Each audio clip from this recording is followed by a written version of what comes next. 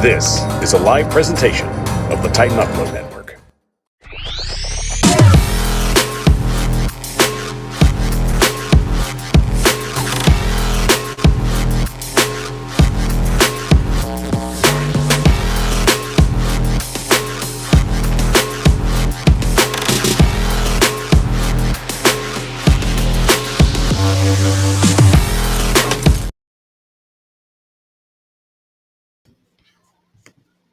The Power Hour is on the air, live streaming on YouTube, Facebook, Twitter, and Twitch. I'm your host, Michael Bishop, and thank you for joining us on this Monday evening. We've got a great show packed up for you. Our guest, Up Tido, is running a little behind, but when he gets in here, we'll get him on the stream. So it's great seeing everybody in the chat already being busy right now. Fantastic, by the way. Mom, of course, always giving a shout out to all our Titans fans. Our good buddy Titan Time podcast. Let's go. Can't wait for the show. Tighten up. I hate that Kern is gone, but my early roster prediction show that I did a month ago said it could happen. And really, a lot of us were starting to get the feeling that this was going to be potentially an issue that was going to happen going forward. And looking from Kern's body language, especially from when he was talking with the media on Saturday, you just kind of got the sense that something was going on. That I think he knew that eventually his time was going to end. Maybe there was a conversation that happened, but you definitely got the sense that they were getting ready to move forward with Stonehouse. It was obvious, especially with him going ahead and getting the start over Kern. So it felt that the Titans were very comfortable with the camp that Stonehouse had exhibited.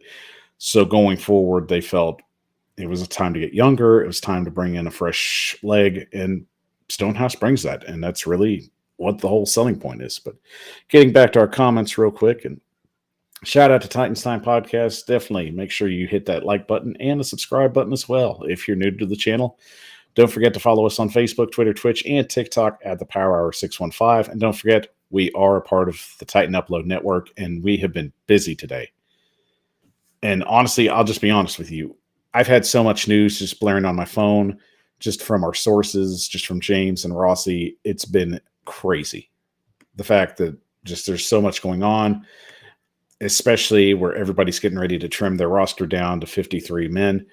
So you knew we had a lot of updates and a lot of just phone calls and just texts. So believe me when I tell you this, it was just seriously insane today. The fact that Rossi was able to drop the news, the breaking news, I might say, where Brett Kern was going to be cut today, that was a huge deal for us. And congratulations to him. I definitely had a video about that. I wasn't able to upload it, so unfortunately that's on me. But if you have a chance to check out TikTok, definitely check that out, because Rossi gives a really good point of what he was doing and how he got to it.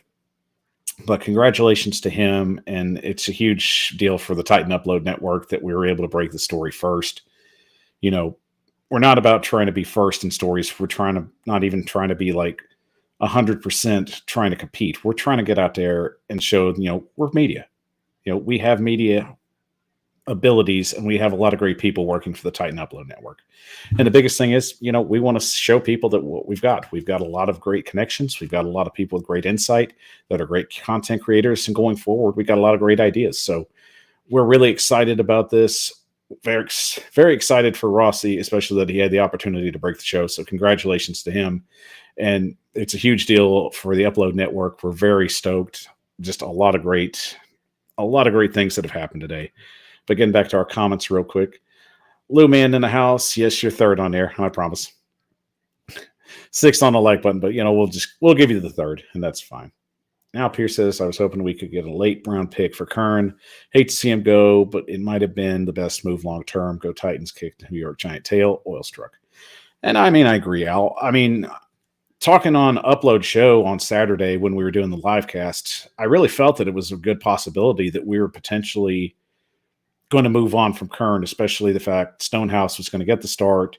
And as I said earlier, I felt his body language just kind of sold that, something was up. I think there was a discussion that was had, but you really got the sense, we've got a great punter in Ryan Stonehouse. I think he's going to do a great job for us.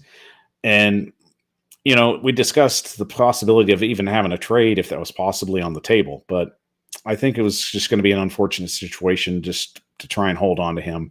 So the best move was just to go ahead and let him go.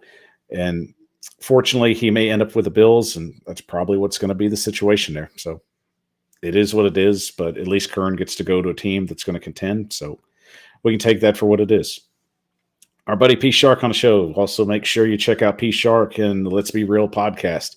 He's got a lot of great stuff coming up, and he's always getting ready for football and basketball season as well. So very excited for what he's bringing to the table. Shout out again to Lou Man. Always a great chat. Always great to see him in the show. Bryce Pratt in the show joining us. How's it going, buddy? And we've got the Sauce Monster up in the house. Good to see you, Sauce. And, of course, Al Pierce brings up the point, better the Bills than the Colts. And I guess that's the lesser two evils, Al. So not upset about it, but at the same time, 14 years with one player, it's a long time. You hate to see him go, but at the same time, we understand it's a business. And at the position where you have to get younger, Stonehouse, guys like him just don't fall into your lap every day. So him having a good camp just basically made it an easier decision to move forward. So once again, everybody, welcome to the Power Hour. I'm your host, Michael Bishop. We're going to go ahead and jump into our top news.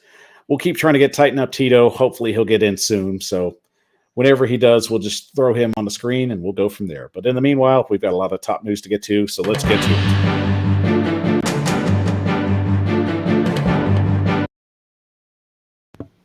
And basically the first story we're going to start with is the story that broke Saturday night. And Matt Araiza, the former punter of the Buffalo Bills, was released after allegations had surfaced that he had participated in a very vile activity with other members of the football team. I won't go into any further detail to upset anybody about it, but believe me, I was able to read the transcript of what transpired, and it was not pretty. And believe me, it was even more vile than what we have found out about the Deshaun Watson case. So as the news broke, it basically was a situation where Buffalo had already cut their previous punter and awarded him the job. So that became a very big, detailed subject. And from what we've heard from other sources, that Buffalo basically had the knowledge that there was something out there. They didn't know to what degree it was, but they still made the decision to cut their former punter and award Araiza the job after he had shown very exceptional skills within the training camp period. But as the story unfolded, it was definitely more vile and just more upsetting for a lot of people to find out that this. I'm trying to just be civil on this, but believe me, just when you read it, it's very upsetting. And the fact that this man actually had a job in the NFL, it's even more upsetting because we pay these scouts a lot of money to try and get these kind of details and go forward. And when you see this, it's a very telling sign of just how far we are at trying to evaluate talent. Now, I'm not saying that everybody's going to get everything. Everybody's going to do what they can do with the abilities and with the access to what they have. But the fact that the Bills had the information before making the final cut, they were basically forced to make this move. And that's just the point I need to make and make this understood.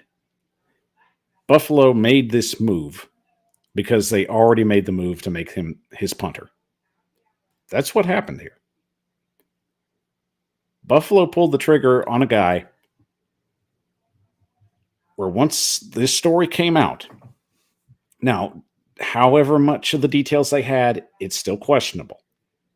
But still knowing that there was something out there, that there was basically a filed report, police report, that they didn't look into this any further.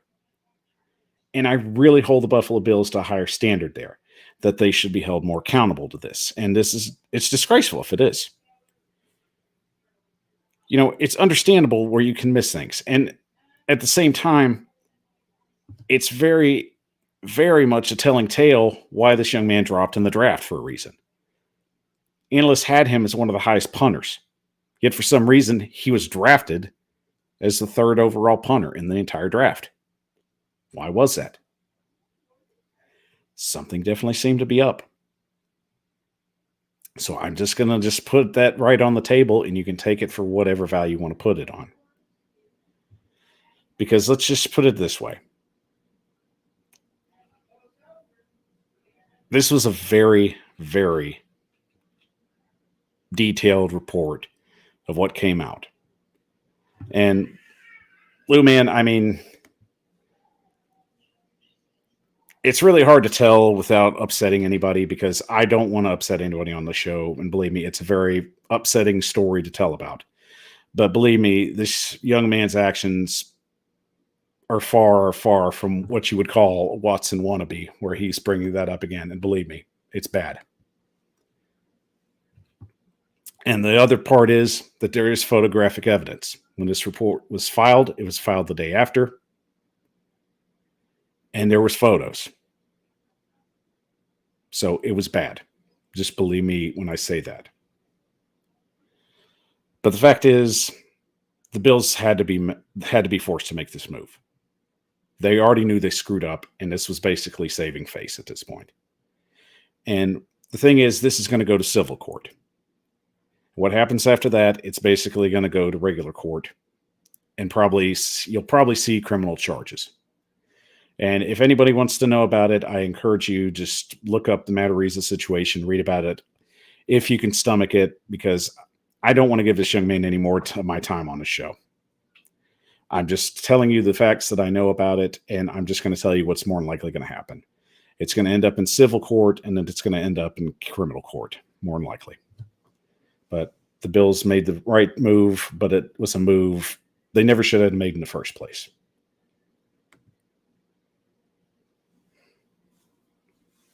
Moving on to our next story.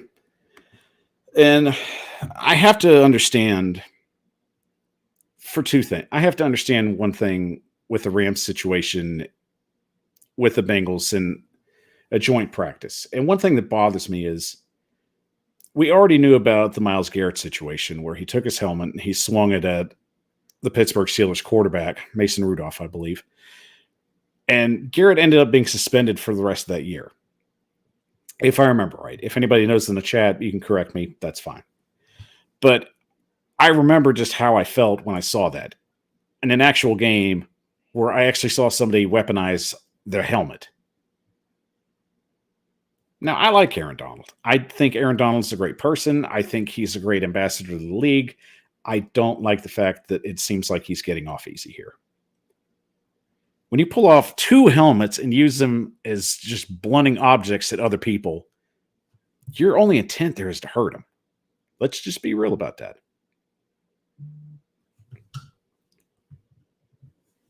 And I'll be real with you on this. I feel that it's a situation that if he's going to be suspended or get any kind of situation there, then it should be the equivalent of what the Garrett situation is. And Titans Time Podcast says that he got 6 games. So, okay.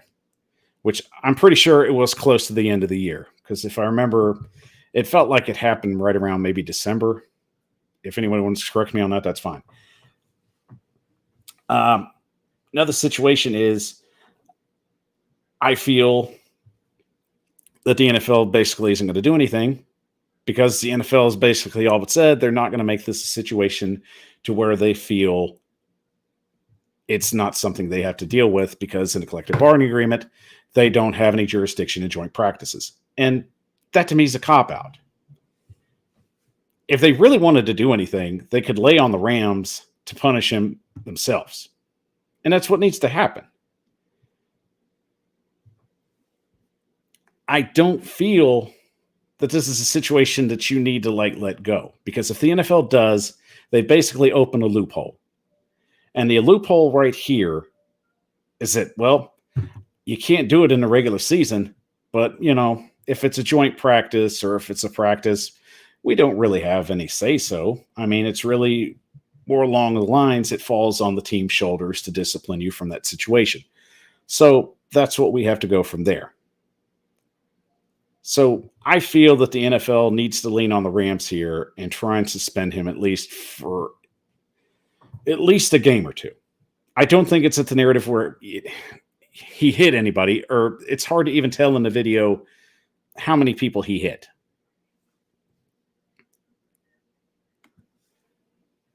See, Paul Hill brings up a point. He says he needs to be fined a large amount and spend it for at least 8 games. And if they do, Steve, I just don't see the Rams doing it. I mean, it seems like there'd be more of that narrative that they want to just fine him and see if they can just get away with maybe 3 or 4 games. You know, they'll try and say joint practice, you know, it happens. Tempers were high, but that's not the problem.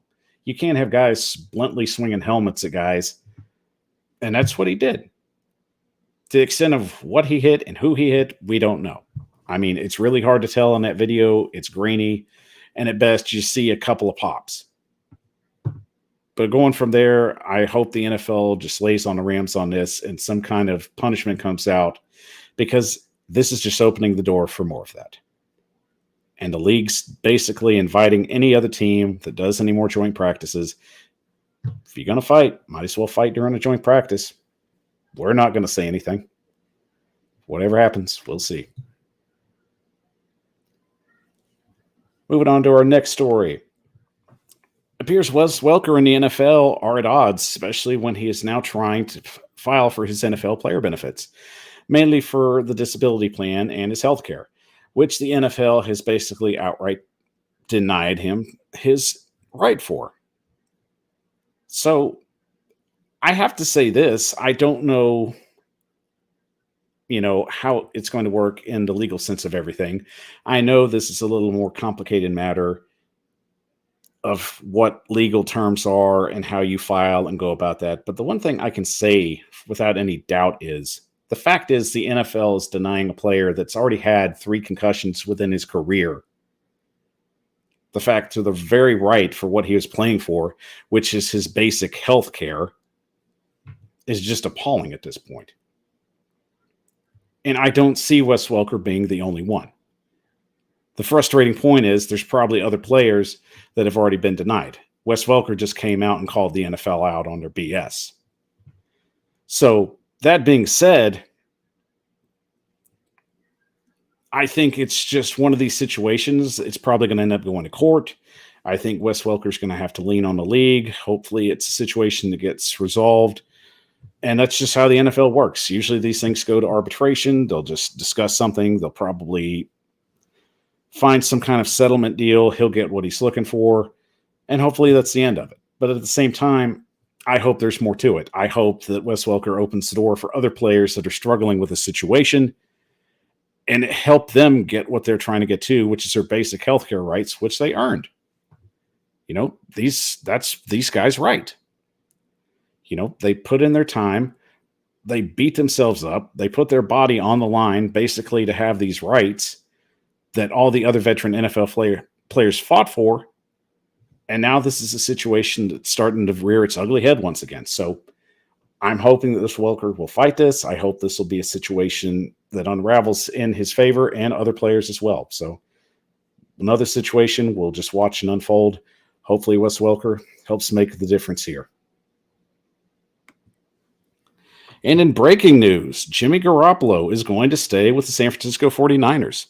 As of right now, he will stay as the backup. They restructured his contract to a $6.5 million deal for 1 year, which it'll be a base salary of that, but he can make more in incentives and potentially make up to about $16 million this year if he plays, which makes the contract completely different if that's the case. So I don't know right now if there's any good deals that would help bring in Jimmy Garoppolo to another team. Was there another team that was willing to take on his contract? More than likely not. But I do think this is a good deal for San Francisco. Trey Lance is going to be their future, but they have a solid backup. And the fact is, it was going to be hard for any team out there that was willing to just jump on ship and take over that contract. It's a nightmare at the most. So really, I think that's what scared a lot of teams away, especially with him recovering from his injury. But I would say the contract was one of the biggest things. I mean, players get injured all the time. Quarterbacks have had the types of injuries that he's had. and bounced back and had pretty good careers. It's just, that's a lot of money for one dude that's already in his 30s. So do I want to make that kind of investment? And I mean, most teams that would, it just seemed like it was more of a rental deal. I mean, with Carolina, that was the deal. With Cleveland, when we were hearing that seemed to be the deal. So at most, I do think this is better for San Francisco. They're not going to have a lot of salary get eat up. They're basically saving themselves a lot of money in the long term. They don't have to worry about Trey Lance having his neck breathed down. Jimmy Garoppolo stays, he gets paid, and if he does end up playing, he gets paid more. So win for the 49ers, win for Garoppolo, and I think that resets the market, especially for his value going into the free agent market in 2023. And finally, a little bit of good news. As we all saw yesterday, Brian Robinson Jr. ended up being in a shootout and was shot in his glute and leg, I believe as the report said.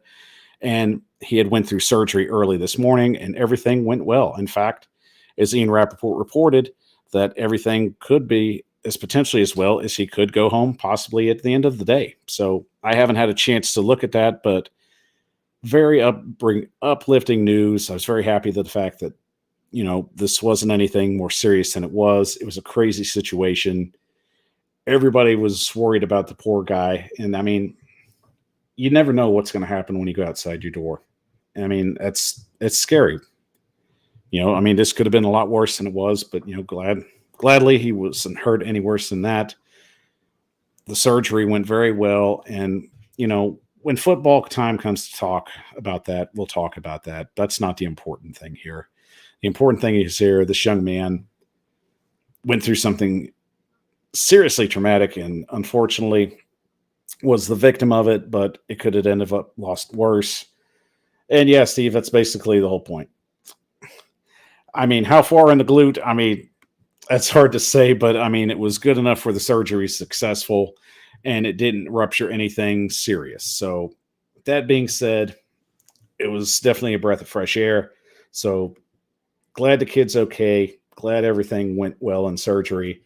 Hoping for the best for him whenever he can get out on the football field. So no worries. We'll get him back out there whenever he's ready to go. Well, all right, guys. We're going to take a quick 30-second break. And when we come back, the 53-man roster. We're going to try and break that down and get all the information on that. And I'm going to do my best to try and get Titans Tito in here as soon as we can. I'm Michael Bishop with the Power Hour. We'll be back in 30. What's on the Titan Upload Network? Why, some of the best live streaming interactive shows giving you Tennessee Titans and NFL highlights and information throughout the week. It's important to us to make sure that you have a great viewing experience and get all the Get down to the nearest computer with YouTube and find all the shows that you've been looking for. The following includes Titans for Life, Titan Upload, The Power Hour, Titans Rossi, and Brian Johannes. Watch them today! Exclusively on the Titan Upload Network. On the air, live streaming on YouTube, Facebook, Twitter, and Twitch. We are on the Titan Upload Network, and thank you for watching us on this Monday night. It's great here to see everybody, and the chat is packed tonight. Loving that. Love the fact that we've got a lot of comments in there. Hope everybody's doing good on this Monday night. I actually just got off the phone with Titans Tito. He is in Nashville traffic right now, so he's rushing to get back to his house. So, I mean, it happens. He's getting back from work. Believe me, I understand. It's no big deal. We're going to get him in here. So, no worries. Once he gets in, we'll just have him jump in and break down the roster with us. It happens, guys. I mean, if I had a nickel for getting stuck in traffic every day, believe me, on I-81, I definitely see my fair share of it. So, we definitely want to make sure he gets home safe. So, no worries. We'll get him in as soon as possible. And don't forget, guys, if you love what you see and you love the show and want to help it grow, follow us on Facebook, Twitter, Twitch, and TikTok at the Power Hour 615. Don't forget, We're putting out daily TikToks every day, and we've got a lot of stuff coming up for the Titan Upload Network. Believe me, you're not going to want to miss it. Make sure that you tune in for all the shows out there.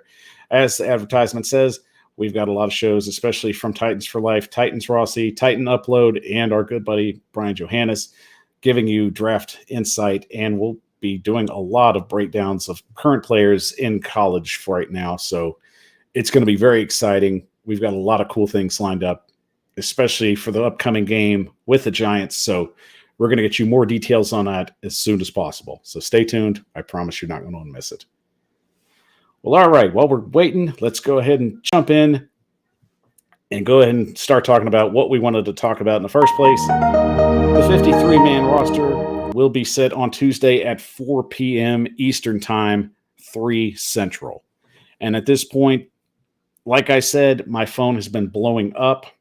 Rossi and James have been giving me a lot of insight on what's going on right now. Our sources are really giving us some really good details. And I wish I could give you all more. Believe me, I really do.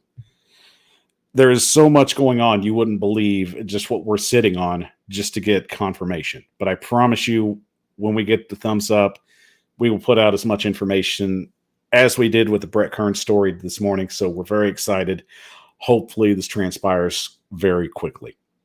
But getting back to the 53-man roster, let's start with the basic. We'll start with special teams. And it's no surprise, this seemed to be the very popular pick going forward with a lot of insiders and even a lot of journalists this upcoming weekend. So Randy Bullock did a fantastic job with the kicking job. And, I'll be honest, I felt that the Titans were going to try out another guy, see what they could get. Unfortunately for the rookie they had that came out of Iowa, he couldn't stay healthy. He's on the PUP still. And more than likely, it's going to be a situation where this guy's going to basically just work his way if he can stay healthy enough and maybe be on a practice squad if he can get healthy. If not, that might be a cut right there. Punter, no surprise. Brett Kern, appreciate everything he did for the 14 years he was in Nashville. The guy will have a Brett Kern appreciation day when it's all said and done. He's beloved in Tennessee, going to 3 Pro Bowls and just been one of the big anchor pieces for our team. And unfortunately, it's a position where if you have the opportunity to get younger and to find somebody with a strong enough leg, you just take that shot. And with Stonehouse, he just done a phenomenal job this camp. And it's really hard to find any kind of negative point to where he came out and just said, or anybody for that matter, just said, I don't see anything bad with this kid's game. So Stonehouse just seemed like the logical choice here. And it just seemed the Titans had already made their decision up, especially once the Saturday game rolled around. So it's unfortunate the way it happened. You hate to see guys like that lose, their position and move on from a team after being there for so long. But, it's a business. We understand that. And part of that, it's just, you just take it as it is. And, for Stonehouse, it's a great opportunity for him to grow as a player, to bring his style of attitude and leadership into the locker room. And hopefully that's what it has. I hope that's what it does happen. And Lou Man, I hope Stonehouse has won the hearts of the fans. I think he'll be a potentially good player here. I think if he's given the opportunity, then that's fine with me. And, of course, Morgan Cox will still be the long snapper, which I'm fine with. The cast off from Baltimore did a fantastic job there. I'm pretty happy with what he's done, so I think that was an obvious choice.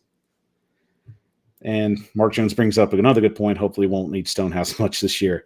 Mark, I hope that's the case. I really hope that he's able to get the ball back there with that leg that he's got and just help this offense whenever they need the help to get the ball over,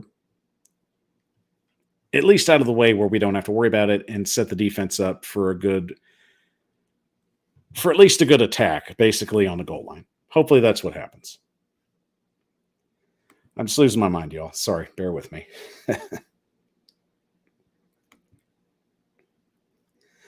Then we come to the safety position, and I want to keep at least 6 safeties on here. Now, I know there are a couple guys missing, but bear with me. I'll get through this.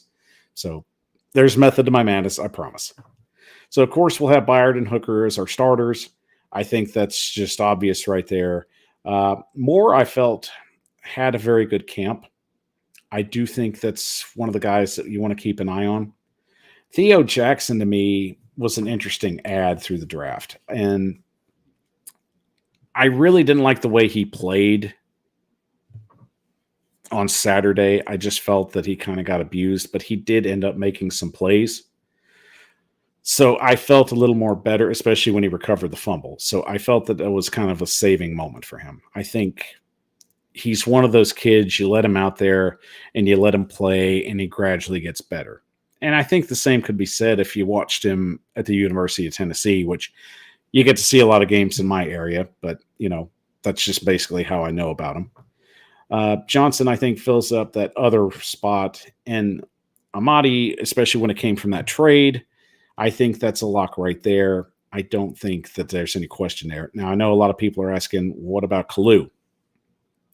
Kalu, I think, will end up being a practice squad guy. And I only say that because I feel it's a situation where we want to have some experience on the practice squad this year. Kalu knows what we're about. He knows how the Tennessee Titans handle themselves as a team and an organization. So I feel you add that depth at the practice squad. He might get on there. He might not. It's a good situation for him. I think that's the best place for him to be at the moment. Then we break into cornerback, and right now at cornerback, I think it's going to be a 3 rotation between Fulton, Farley, and McCreary. I think basically those are your guys. Fulton, of course, didn't need to see much from him, just needed to keep him healthy. Farley, at times, I was pretty happy with how he handled himself. I do think there were a couple times that he did struggle, but that was just part of it. I do think you have to try and let him grow into that role. But the fact that he's added weight to himself, the fact that he's been in the playbook for a year and getting more adjusted to the defense, I'm fine with him. I think he'll do a good job this year. And if he can really bring it together, this secondary could be the compilation piece to already the front defense that we have. And that's what we need, guys. We need another set of ball hawks out there. I mean, Byard can do it out there. Hooker's done a good job at tracking a ball down here or there. But what we genuinely need here is we need Fulton and Farley out there making plays. Turnovers are key. And if our secondary can do that, which Fulton and Farley are going to be the key pieces here, especially with how they can get to the ball, they can attack and basically swat it too, which is important. I think that's what you have to do here. McCreary, of course, I feel was a good draft piece. I was very happy when they drafted him. When I had a chance to look at some of his film at Auburn, I saw a kid with some raw talent. I think he needed to be polished in certain areas. I think sometimes he gets himself in trouble. He doesn't get back to the ball. He doesn't always try and stay on the defender, and sometimes he gets beat. But for what I've seen, I was pretty happy with in camp, and especially talking to a lot of people that had an opportunity to watch him. They said he's quick, he's very versatile, and he is just one of those kids that loves to play ball.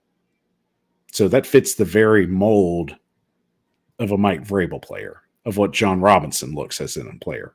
So I'm very excited for the fact that you guys are going to get to see a very strong core of cornerbacks in this game that I think are going to excel.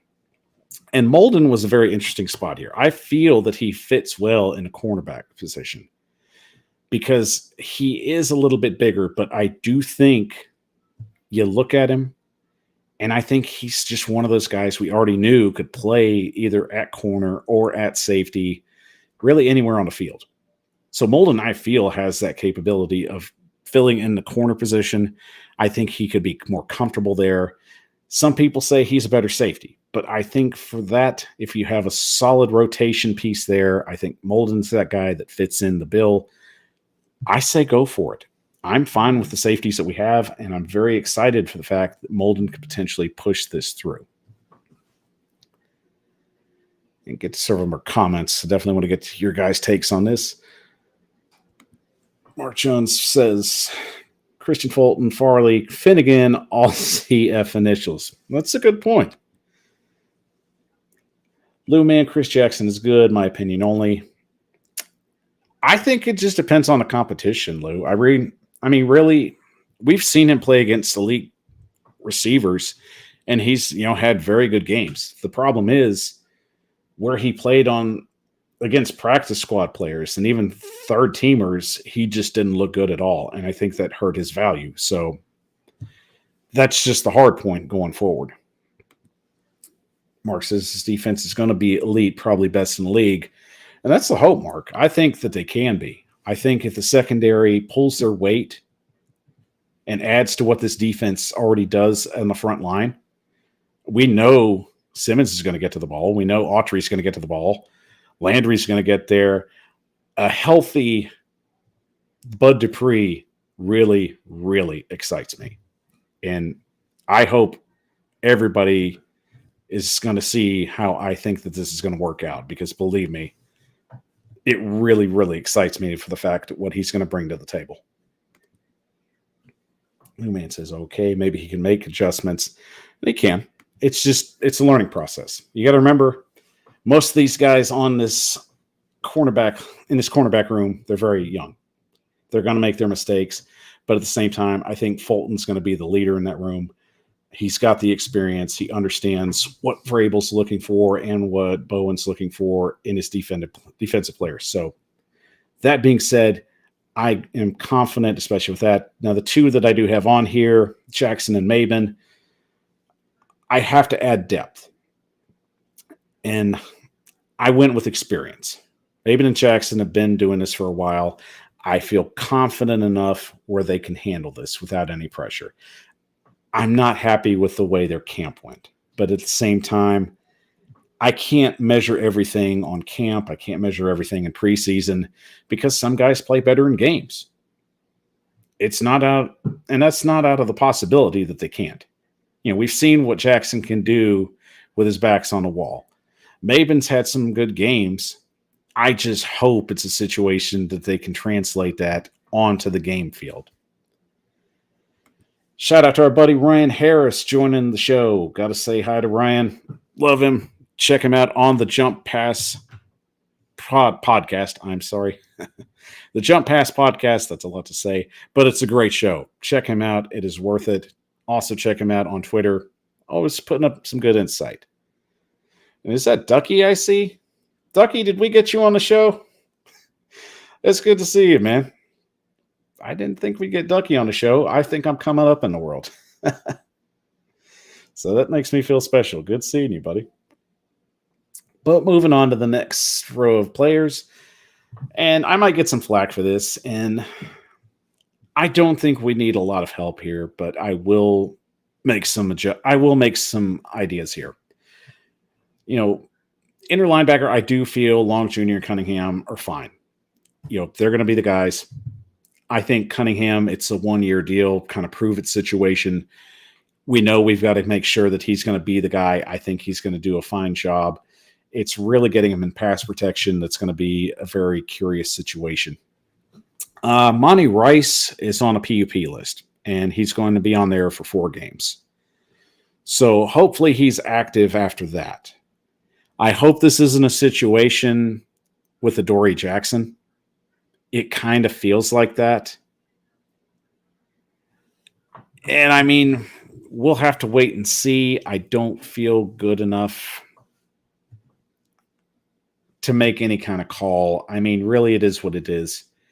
If Rice can come back and play the way that he was playing, I'll feel confident about that, and I'm not going to make too big a deal about that. Dylan Cole definitely, I think, was another good addition here. I think he's got the experience. No worries. I like the veteran experience here.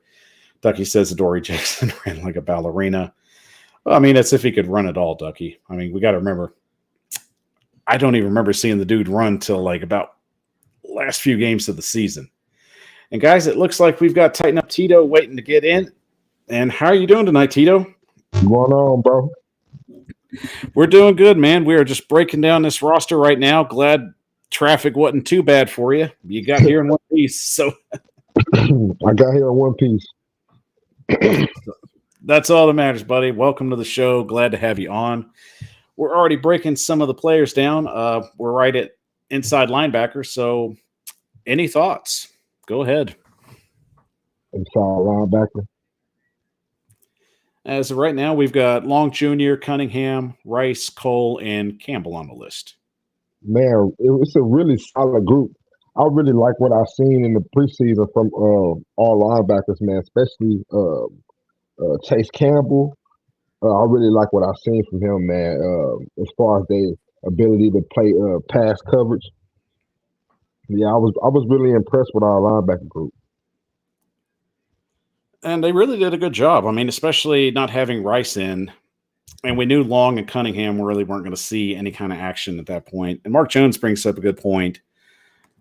Joe Jones had a good preseason. And I agree with you, Mark. The thing is, I felt that Jones would be a good player to basically add to the practice squad because I want to add experience this year on this practice squad. I feel that Vrabel has basically built the roster to the point where a lot of guys are either young or they're experienced or they've been in the league for a while. So Joe Jones to me feels that void where you have a guy that knows what to do. And if you need him to move up, especially if we don't, let's not jinx ourselves on this. If we have another injury situation that comes up, then we've got guys that know what they're doing. So Tito, your thoughts on that? Man, I absolutely agree. You got to be able to go to the practice squad and pull those players anytime you may need them. So you want some good veterans on there. So I definitely agree with what you're saying. And the good thing with Jones is I think he'll be able to pass waivers. I think he did enough to basically just be noticed by very few teams, so not everybody's going to jump on the bandwagon for him. Like he says, I think we use Henry a little bit less this year and save him for those playoff games. And I mean, I don't have a problem using those running backs, Stucky, but we'll definitely get into the running backs momentarily. But one other player that I put on the practice squad was Dr. Gibbs. As good as he was, I still think he's raw, and I would like to get him on the practice squad and just build him up a little bit. Do you want to keep Chase Campbell on the roster? I think with Campbell, it's he went to the practice squad too. I think with Campbell, I'd be fine with him being on the roster. I think if he did end up on the practice squad, he might be one of those younger guys somebody might try and snatch him from just because he was drafted. And guys that generally are drafted, if they go through waivers, they're looked at a little differently. Absolutely. So now that we've discussed the inside linebackers, got to talk about the outside linebackers. And I'm going to keep 4 this year. And I know that seems like a very small amount, but the truth is I'm very comfortable with the rotation here. But also you take into consideration, you'll end up saving maybe a couple guys for the practice squad as well. So the squad we have here at outside linebacker, I'm not worried one bit about. And I mean, I've kept Landry, Dupree, Weaver, and Adaney. And I think that's all you really need. But Tito, I'll let you go ahead and take this and give me your thoughts. Man, I agree with you. Just a good solid rotation, man, and it's crazy how all of them are really similar when you look at them. They're fast, quick off the ball, aggressive, so they just all play together so well. I agree with you. We don't need to over compensate at that position. I'm happy with Weaver, Bud Dupree. Just our normal starters with a couple extra guys for the depth end. We'll be just fine. And Weaver, what a camp he had. What a preseason he had. As much as we thought about how good he was going to be, he showed up and actually made some plays. How excited are you about seeing Weaver actually healthy this year? Man, he flashed last year before he got injured, and I really like what I've seen with him before. And just to see him come back healthy and to really continue to grow, man, he really impressed me this preseason, man. He was getting after. He made a lot of plays. And I definitely have a lot of high hopes for him. I know he's still battling that court case going forward. So that's been moved to January once again. So hopefully we'll just wait and see what happens with that. But it's unfortunate, but they'll just do what they have to do. Getting to some of the chat comments real quick, just to make sure everybody's getting hurt out there. Lou Man saying, rebuilt and ready for farming season and hoping for the harvest of the gold. Hopefully that's the case, Lou Man. You know, I prefer the sterling silver. So, you know, that's just my take, though. Mark Jones says Henry's ready to show the league who is the king. It's 22, not JT. Well, that's all that matters. We're going to do whatever we can to set him up for success, and I think there's a lot of great pieces to move forward. Lumen asking TR Tart, where's he at? Don't worry, Lou, man, I got you. I mean, in a depth chart, you got to go down the depth chart, so we're just hitting the linebackers. But the good news is, after the linebackers, it's a defensive line, so there you go. And the defensive line right here, I really felt that 5's a solid number here. You don't have to go too crazy. Right here, I feel is where the heart of your defense is. We know the secondary has to step up and be the difference maker, but here's the heart. You have the talents of Simmons, Autry, the rotations of Tart, Walker, and even Jones, who I think's undervalued at times. I think these guys are just going to bully a lot of offensive lines this season. Absolutely. Absolutely, man. Can you name another, I guess, group in the league with that much depth? We have so much depth at that position, man. It's really crazy.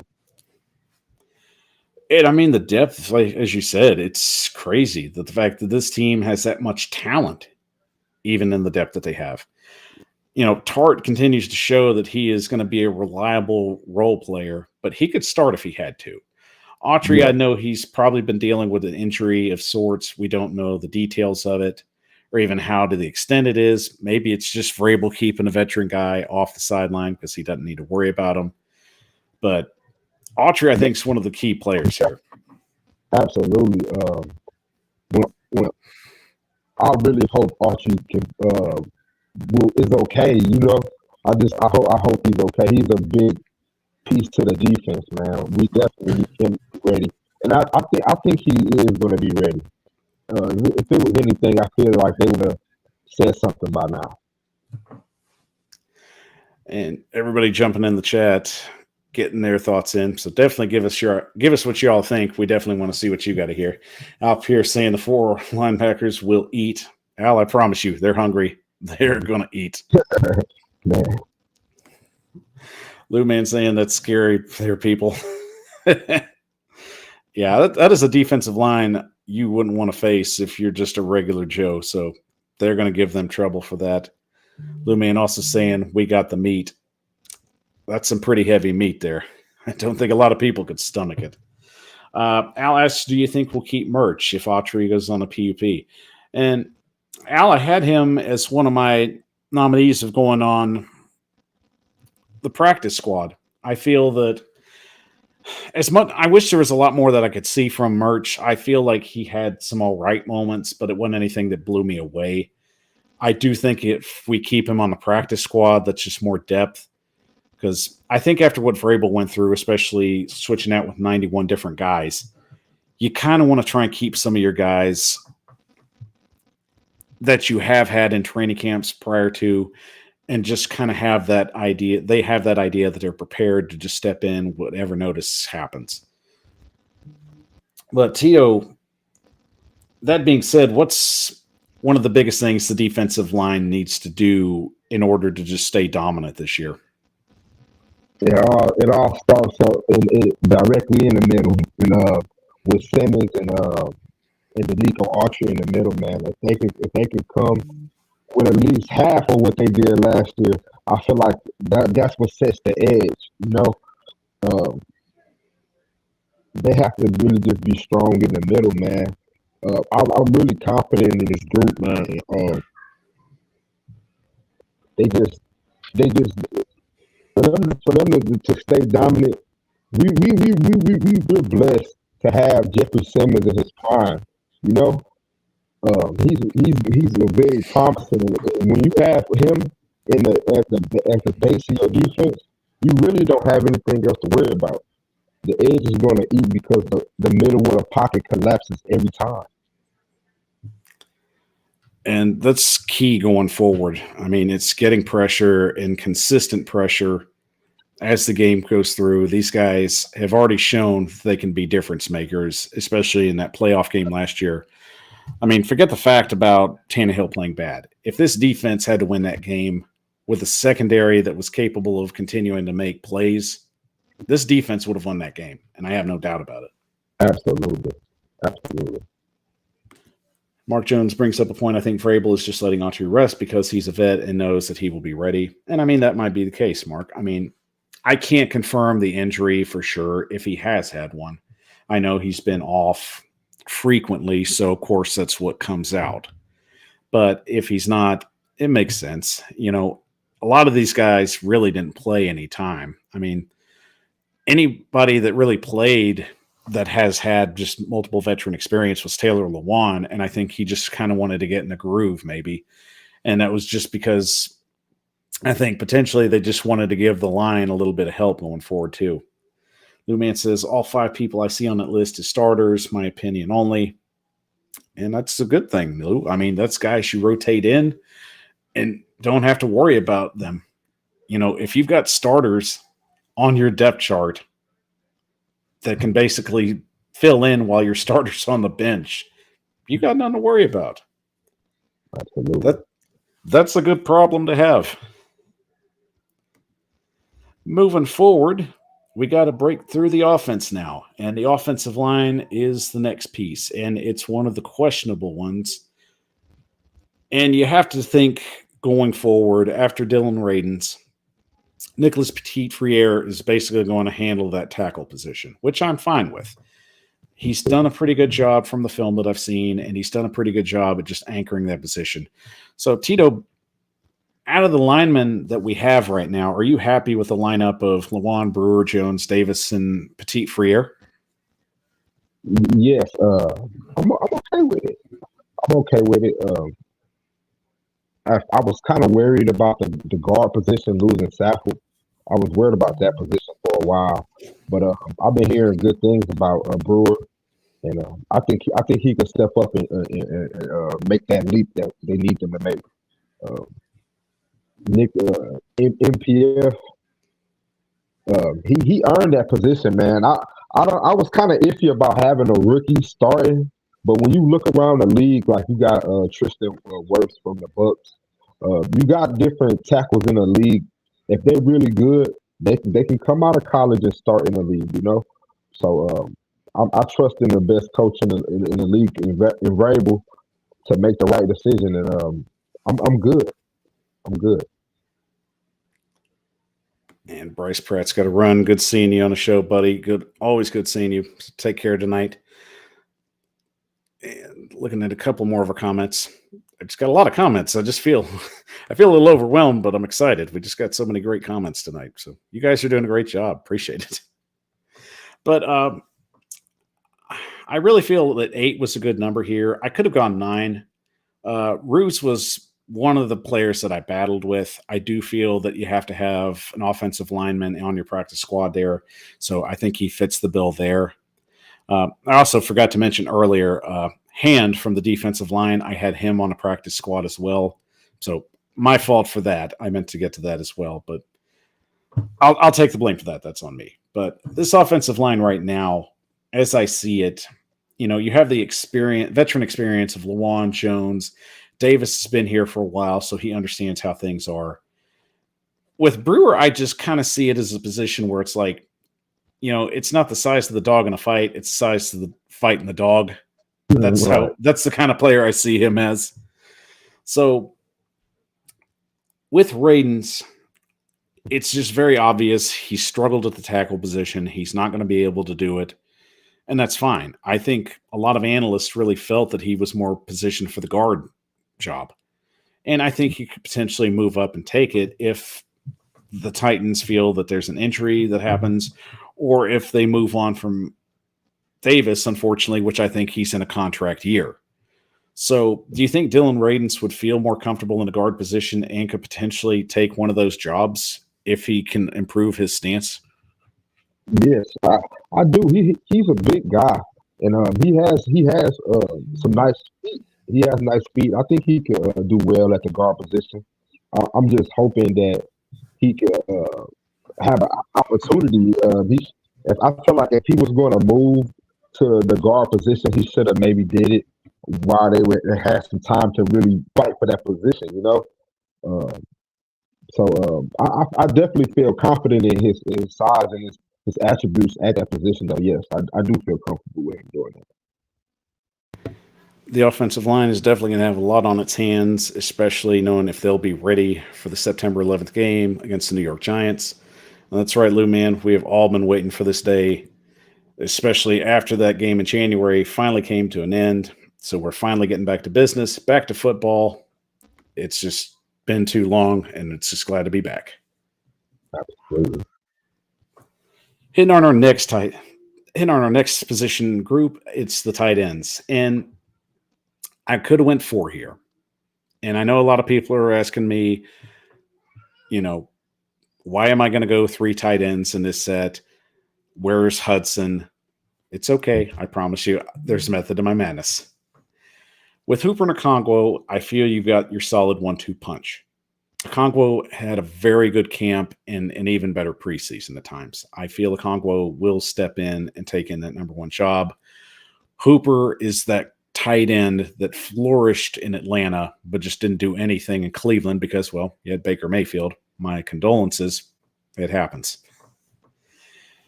And with Jeffrey Swain, you've got a guy that can fill in on either position, and that's fine. And he's a good blocker. So I think he'll continue to get better. So I think you can fill in with 3 tight ends. I think Hudson is another member you would put on a practice squad. He can man that position there. But I really only think they need 3 tight ends. I mean, Tito, what's your thoughts on that? Man, I agree. With the 1-2 punch with Chig and Hooper, man, it's nice. It's really nice.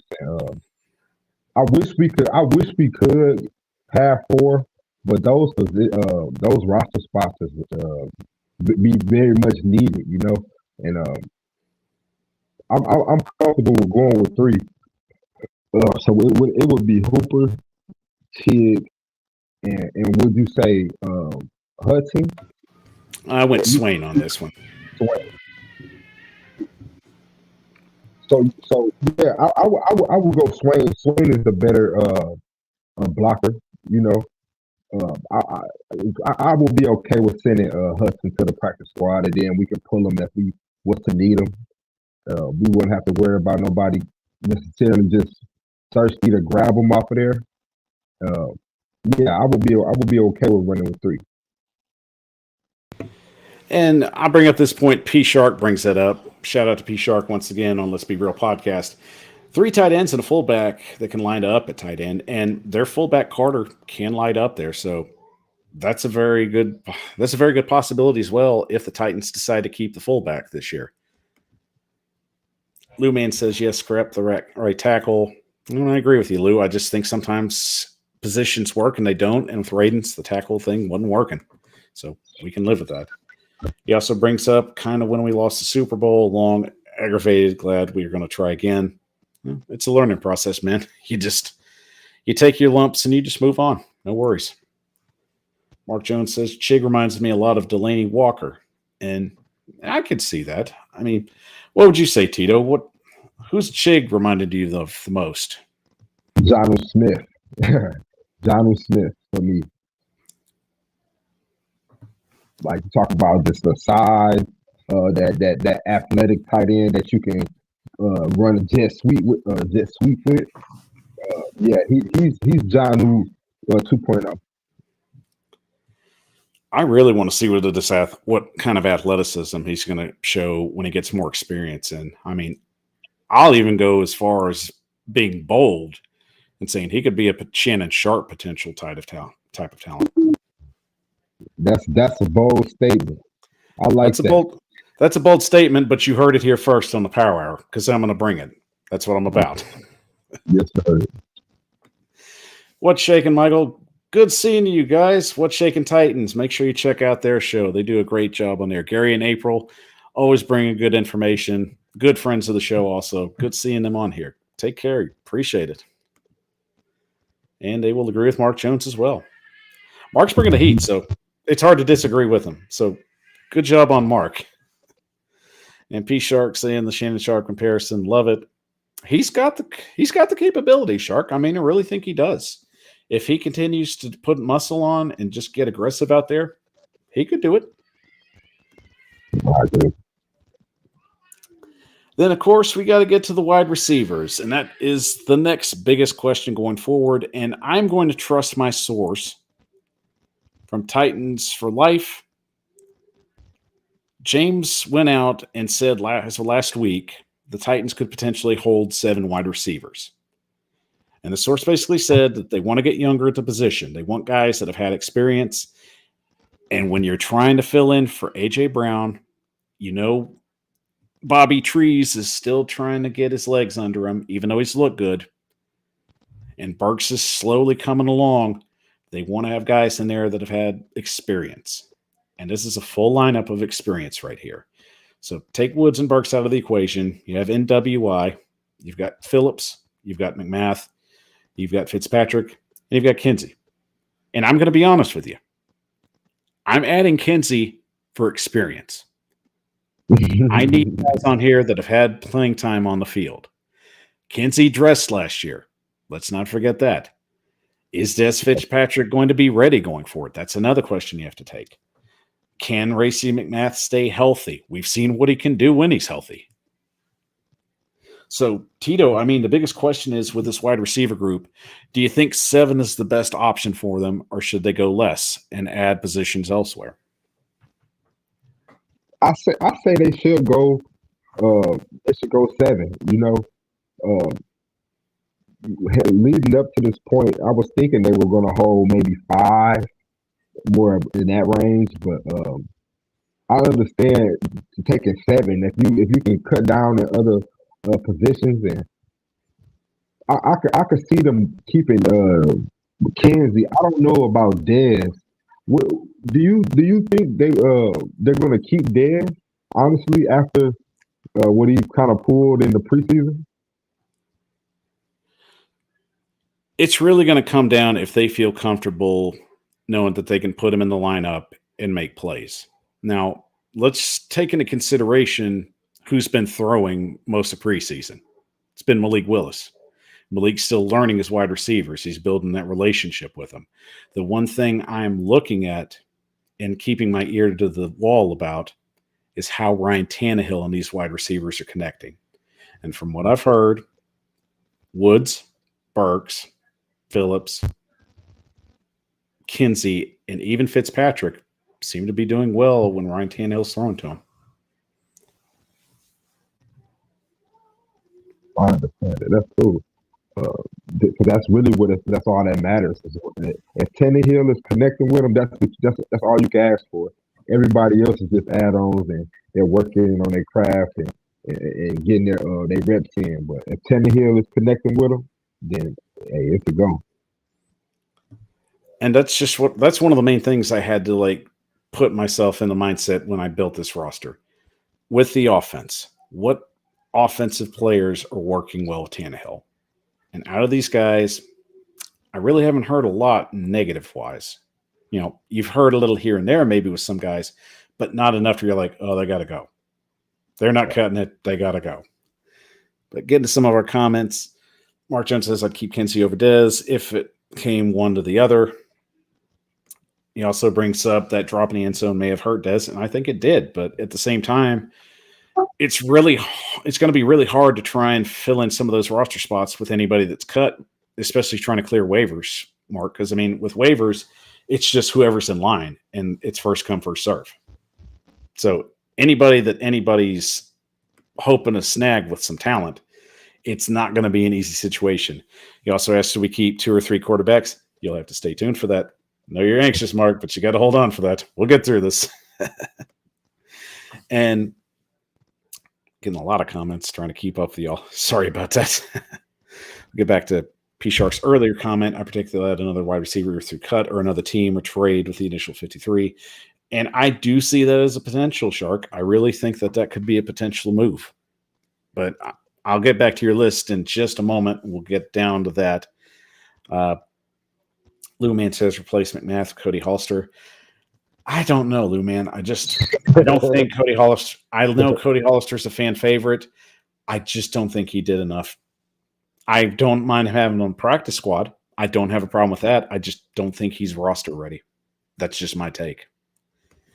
And Shark brings up the players that we could go after: Mims, Slayton, Marshall Jr. I like the idea of Mims. It's just you'd have to trade outright for him, and the Jets would probably want quite a bit, even though he's just basically labeled as a bust there. I just don't think he's in the right offensive system. Mims is the kind of wide receiver the Titans love. He's the right size. He has the right athleticism. I think he'd fit right in. But even if he does make it to waivers, would he come to us before any other team could claim him? And I honestly think there's a slew of teams that would take a shot at him if he was right there. So that's the downside of that. But Tito, what do you think? I mean, out of those names, do you think there's any potential trade bait there, or do you think any of these guys could be available right before the waiver wire?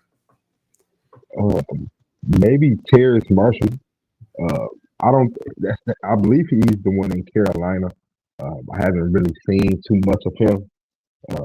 Man, that's the only one that I would really hope to get out of those 3 necessarily. I remember seeing him in college. He was a good talent. I actually was hoping that we drafted him when we drafted the Dez, unfortunately.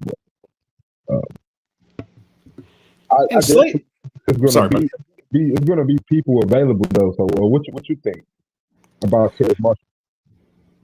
I think Slayton's a good addition. I love his game. I just don't think he'd make it past the wire. I really don't. I think there's a lot of teams that saw what he did in preseason, and it's really going to get a lot of people excited about him. So, I agree.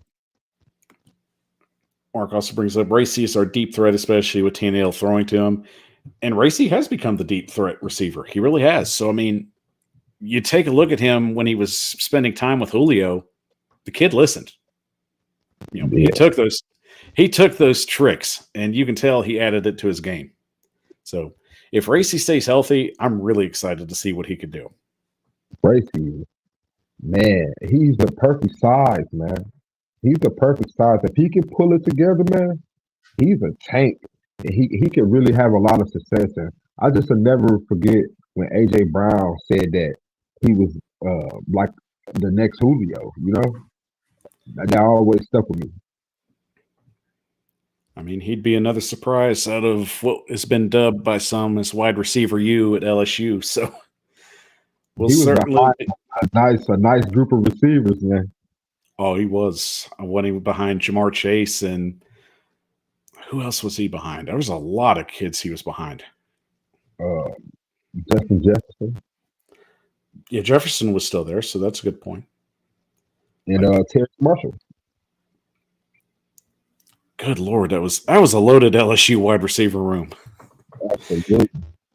And to think Racy McMath might be the next great LSU wide receiver, possibly.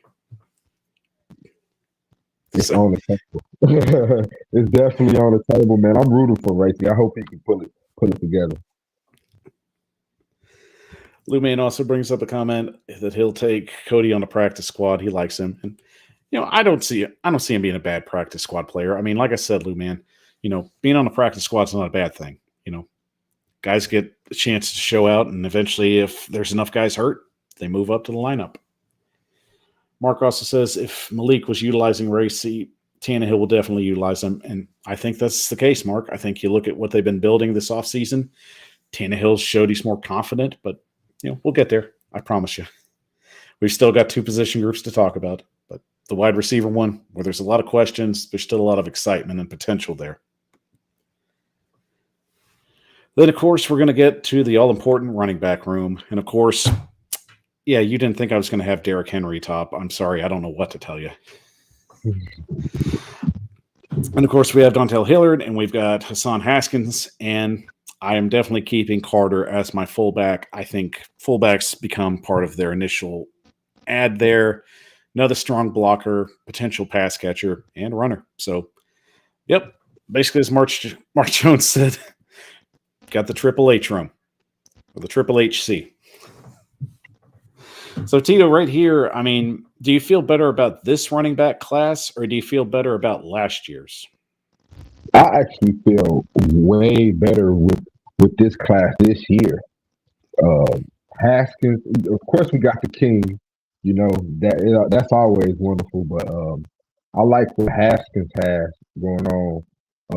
He's just like a baby Henry. He runs hard, and then you got Hilliard. He's your third down back. I'm really comfortable with this squad. Last year, it was okay, but this year we got a lot of more firepower, man. What you think? I know people are really upset with Dante Foreman being let go to the Panthers, but my take here was I knew that Tennessee wasn't going to pay him. One, Right. because I felt they liked Hillard better. I felt Hilliard was fast, and he was more agile and had more playmaking abilities all over the field. Not only could you use him as a running back, you could use him in the wide receiving, you could use him in kickoff returns, you could use him in punt returns. The dude just he was a Swiss Army knife. Absolutely, I 100% agree. I really like Hilliard, man. He definitely had that little spark to him. I knew we wasn't going to pay Foreman. What did he get? 2.2 million or something like that. I think it was somewhere around there. It was definitely solid enough to keep him around. So, but I just felt they needed a smaller, faster scat back, and he fits the bill. You know, where Derrick Henry's power, Hillard's just that little lightning bolt. You know, let's just call him, you know, a Dollar General version of Darian Sproles. Right. He offers a little bit more than I forget the what was our backup running back last year, man. I forget his name. Was it Dante Foreman? No, like the third Jeremy McNichols. Okay, yeah. Yeah, He's more than him. Yeah, he's with the Tennessee Falcons now. they got everybody, man. I know.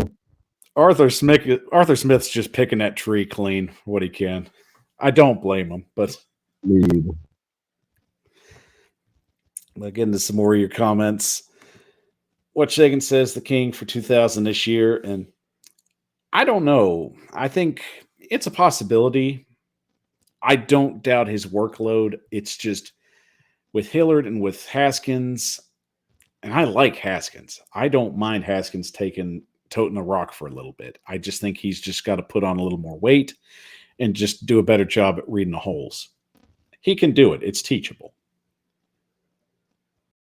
Everybody wants to go for 2,000 yards, apparently. Mark Jones throwing that in and 22 touchdowns. Love the creativity, though.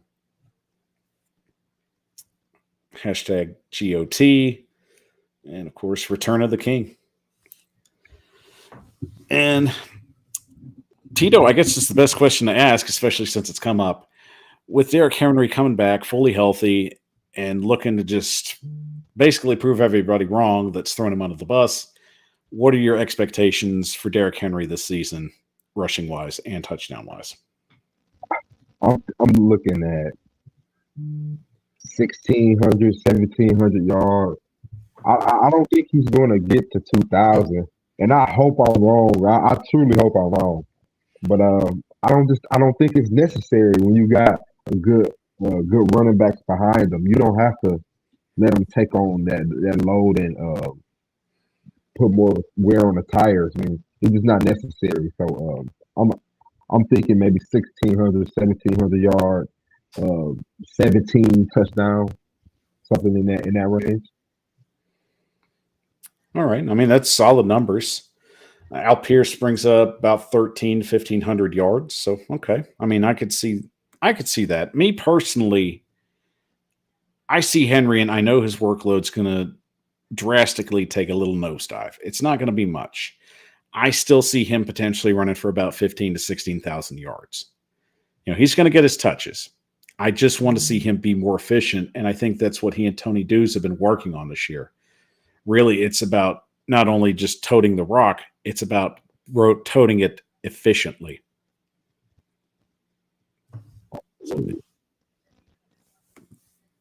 James Rogers comes in and says 4,000 to 17. I mean, very much a possibility. Mark says Derrick Henry is on a mission, and when he is running like a king, there isn't another playing doing what he does. And I agree with you, Mark. I mean, Derrick Henry's an anomaly about what we've seen. I can't describe him over any other player, but maybe potentially other players' skills.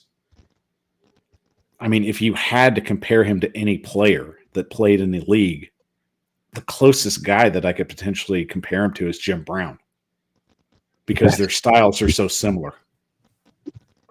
He is I think he's going to make history. We are witnessing history with Derrick Henry right now, man. Agreed. Like, even, like they have a certain time span where running backs kind of fade out.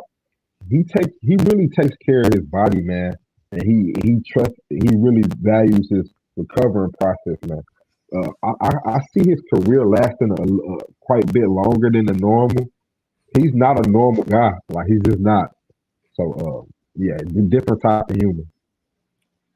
And I agree. I mean, the biggest reason I compare him to Jim Brown is when Jim Brown came out into the league, no one had seen anybody like Jim Brown before. Right. No one had seen anybody play like Jim Brown before. And that's the way I see Derrick Henry.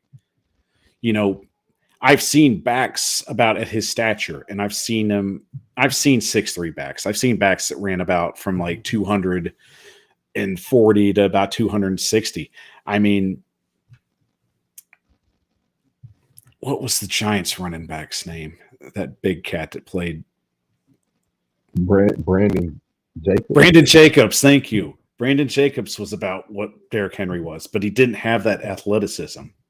Nah, it was different. He had the body, but it wasn't.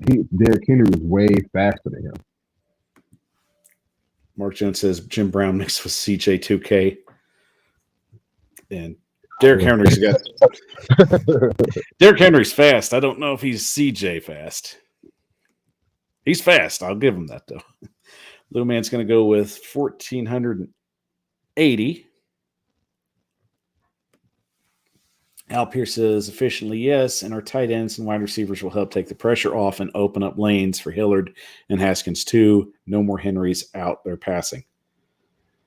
And that's a good point, Al. I mean, efficiency is everything. And another point I wanted to bring up, and one reason we all love Kyle Phillips is because he's an efficient punt returner. And something the Titans have lacked consistently is just good punt returns. So if he can turn the field and give the Titans better starting field position, like get them right about at the opponent's at their 45 or their 40, that's what we need. You get them in better field position, give them shorter field to work. I think that's where you're going to get the best out of Derrick Henry. Man, absolutely.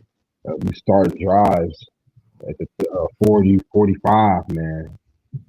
You talk about giving the king, you give the king a few touches, you put points on the board. It could definitely change the game drastically. Kyle Phillips is going to be something special. And I definitely agree. Kyle Phillips gets me excited when I see him touch the ball and just see his playmaking abilities. Mark Jones says he was up to about 22 miles per hour last year. I'd buy it. He probably went faster. I'd just have to see if anybody clocked it. And P. Sharp brings up a good one. Chris Brown was tall too. He was. Problem was he just couldn't stay healthy. I mean, when he filled in for Eddie George, I mean, the dude filled in. Mark Jones says, when Eddie talked with Henry, he turned it on and hasn't looked back unless he's dishing out a stiff arm. You don't want that stiff arm, Mark. I mean, I don't feel sorry for anybody that's going to come his way because they're going to get it. So you better proceed with caution.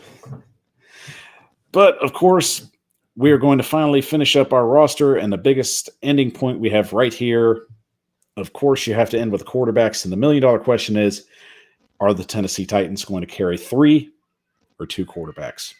So, Tito, before we unveil it, what do you think? And what do you think is the best call right here? I've been thinking about this all day. I think we should go into the season with 2 quarterbacks, man. And I want the second quarterback to be Malik Willis. I just feel like if God forbid, something was to happen to Tannehill, I feel like Willis will give us a real chance of winning a few games if necessary. So I value roster spot, and we definitely don't need to go in the season with 3. We can use those roster spots for something else. So I say we go in there with 2. All right. And getting to some of the chat's reactions. We got 3 from Mark Jones. Thank you, Lou, man. It definitely was Brandon Jacobs. It was right there. I just couldn't hit it. That's on me. Well, guys, I had to think about this long and hard, too, because I wanted to make sure that I'm building this roster. I want to put the best 53 on it. I have to know that I'm building for the future as well, as I'm trying to compete for a Super Bowl. This is Tannehill's job. Let's just get that out of the way first and foremost. He is the starter for this season. He knows what he has to do this year. You know, the last time we had a quarterback that started consecutive seasons without being injured for this consecutive years? Oh, man, I never thought about that. It was Steve McNair in the 96 and 97 season.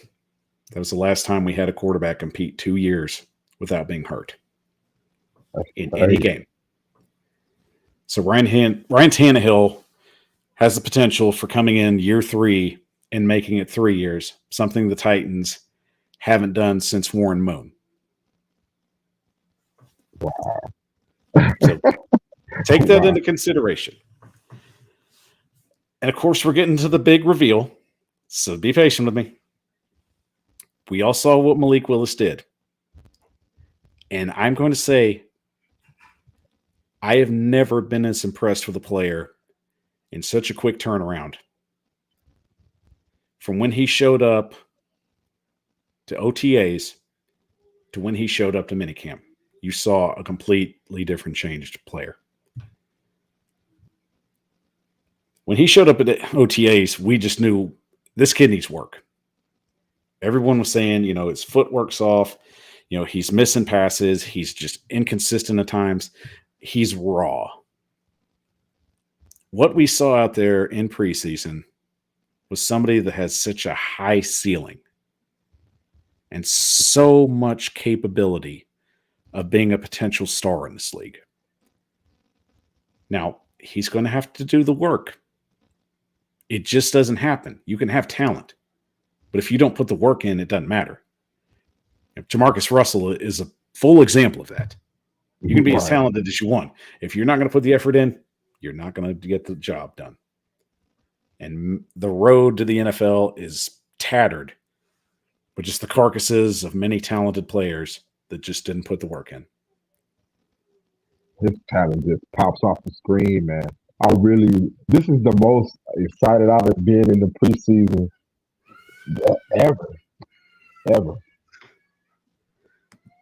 Getting to our last few comments before I give the unveil. Lou Man says, we need a punt return man for sure. Mark Jones says, I think Vrabel knows Woodside can come in and win a game. Malik can continue to grow and have packages to use his athleticism. And that's a good point you bring up, Mark.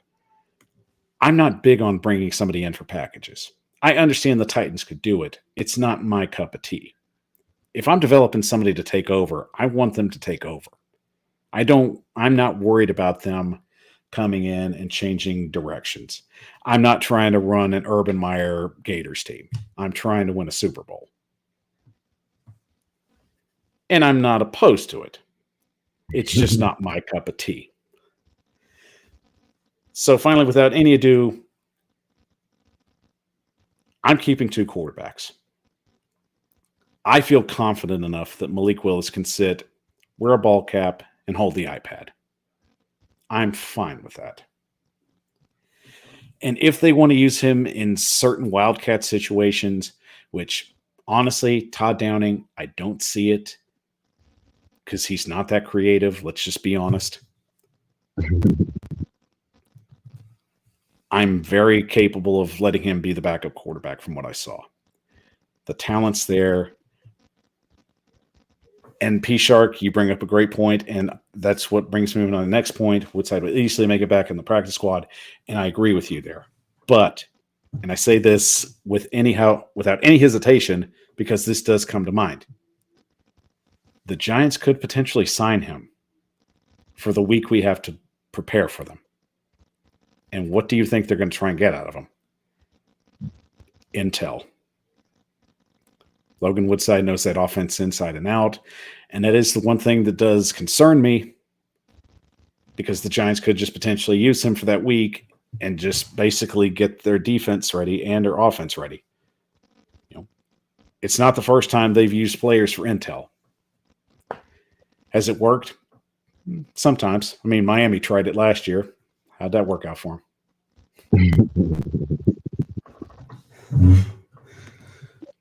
P. Shark says, bring it on. Still got smoke. Anyways, I mean, I hope so, Shark. My whole take is any week, any team, anything can happen. And on that note, Tito, I'll let you finish. How do you feel about this entire roster? Do you think it's strong enough and accurate enough? Yes, I do think it's very, very accurate and very strong roster.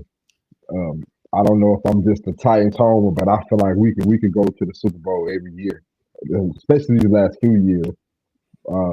Just very, very solid roster, man. I definitely agree. And there's nothing wrong with that, man. I mean, Titans homer here, but I mean, I still consider myself media.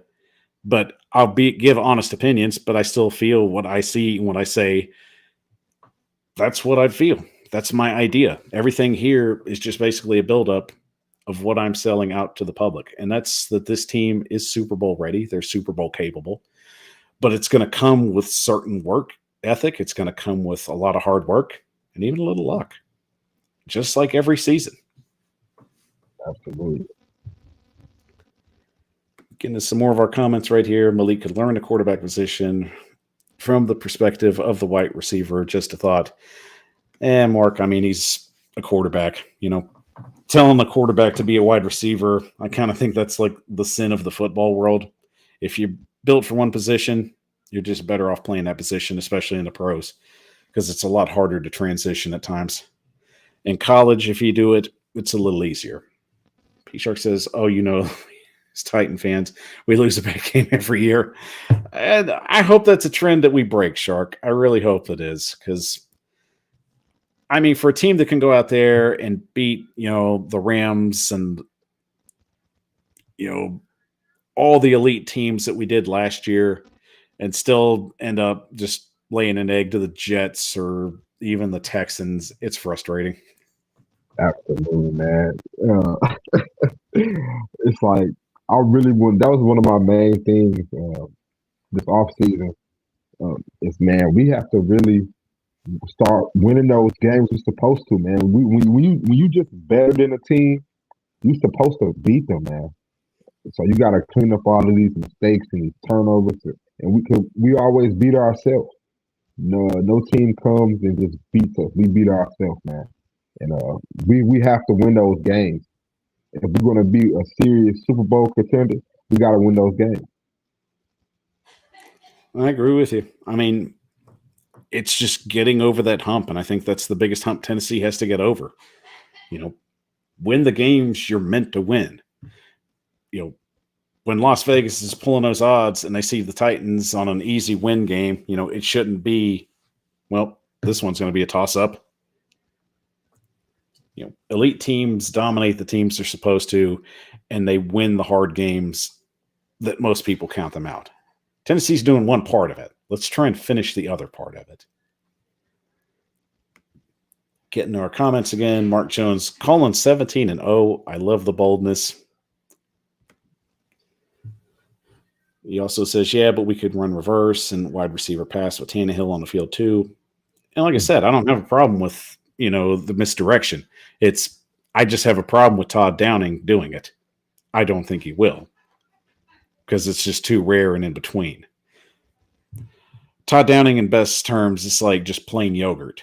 I know what it is. I mean, it's substantial. It fills you, but it's still plain yogurt. Lou Man saying, I will not get my Willis tattoo soon. Well, they're forever, Lou Man. So please, if you get a tattoo, make sure you want it on you. And he's calling me fooled. Oh, Lou Man, no. Willis is gone. No. But hey, that's okay. That's okay.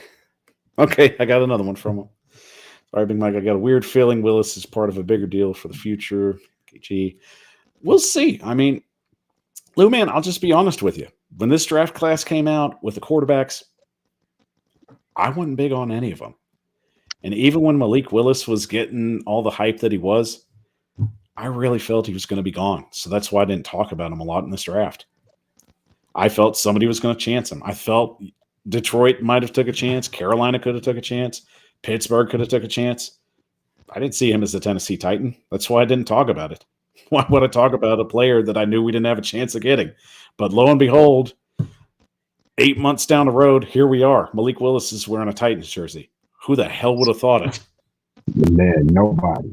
Nobody at all. Not with all late picks. Nah. Shark says Lou Man trolling. It's all good. We know Lou Man's hard, but he's hard on us, but he loves us. That's all that matters. Oh, it's all good.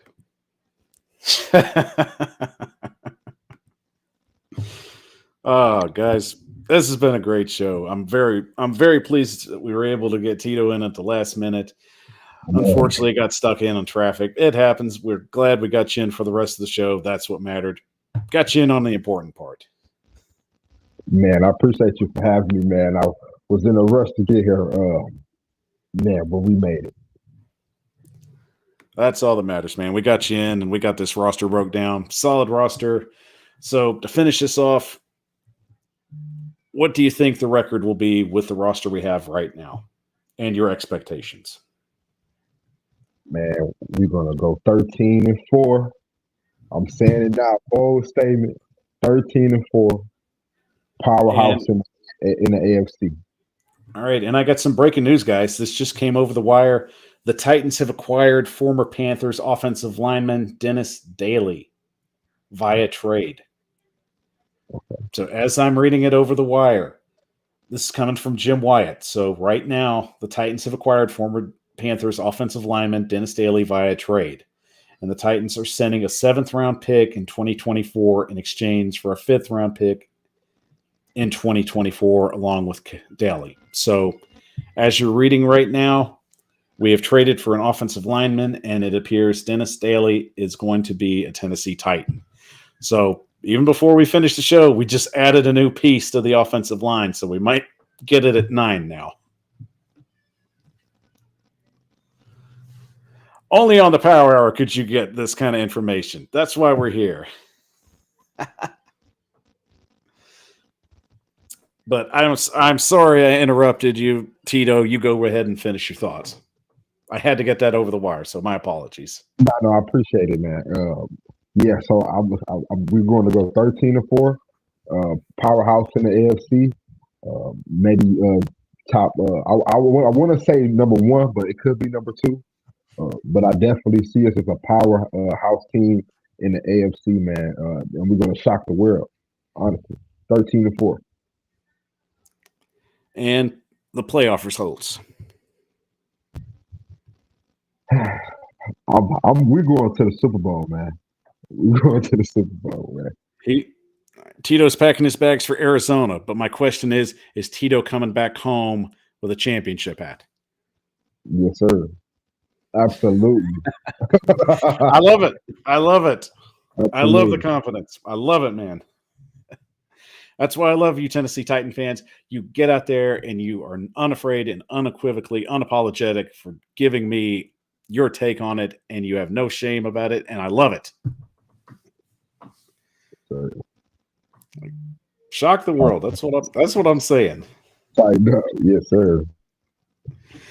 Well, guys, I'm going to give you my prediction next Monday.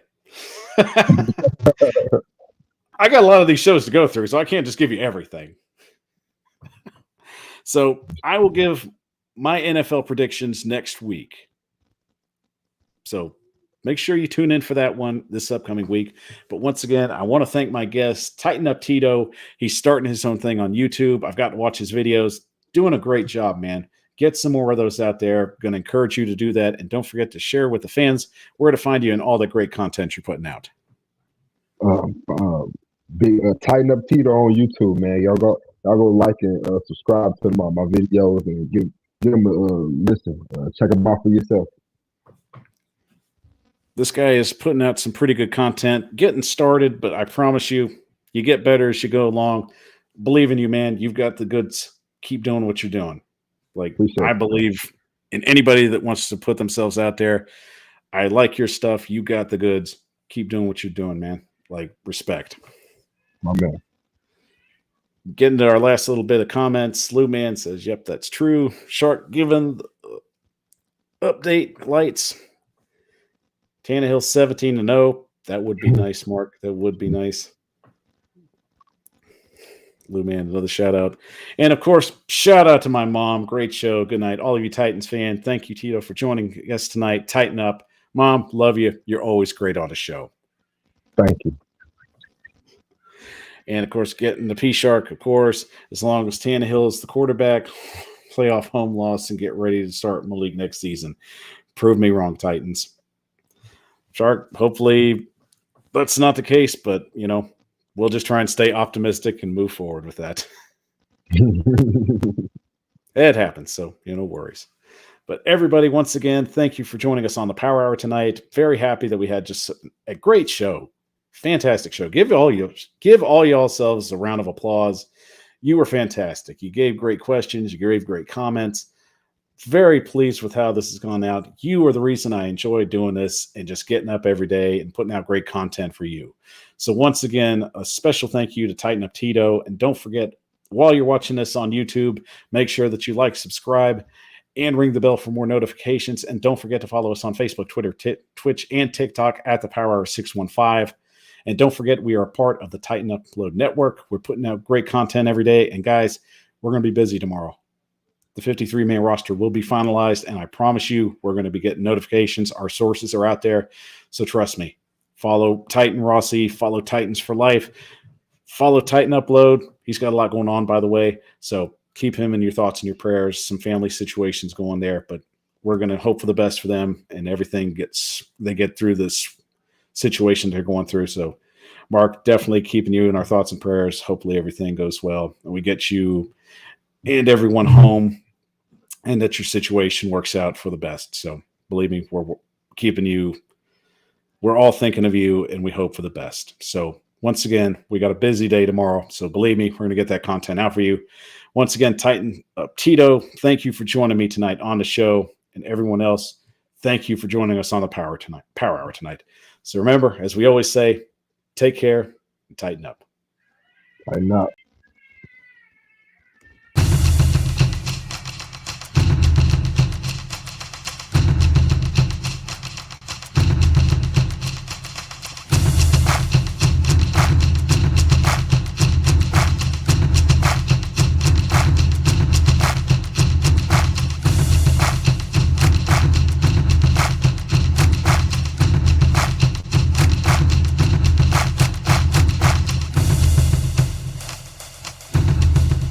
Thank you for watching this live presentation of the Titan Upload Network.